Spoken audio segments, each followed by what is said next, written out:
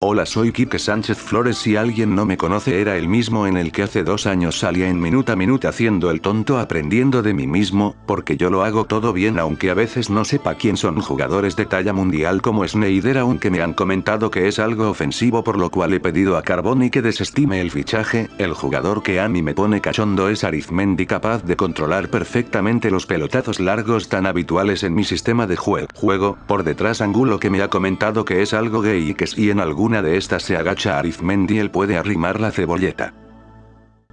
Después de interior izquierdo me gustaría fichar a Pernia. Menudo recorrido tiene por banda. De organizador a la estrella del Atlético. Gavi de interior derecho me gustaría a Angulo, pero ese ya lo tengo para la delantera. He llamado para que me hicieran un clon, pero no es posible, por eso adelantaré a Miguel. De centrocampista acompañando a Gavi me gustaría Hugo Viana. Pues va a ser que no, jajajaja. Yo se deja autoplanchaus. Pondré a Albelda, que cumple con creces en la línea defensiva. De lateral derecho a Curro, a ver si lo renuevan. Centrales a mi amor Ayala y a Raúl Albiol. Por la izquierda a Moretti. Y quería jugar con 12 pero no me dejan. Yo quisiera jugar con dos porteros, Botella y Cañizares. Por último me gustaría proclamar el nuevo preparador físico a Españeta, y decir que la próxima pretemporada también nos vamos a Holanda, ya que el año pasado me dieron hierba muy buena y me gustaría repetir.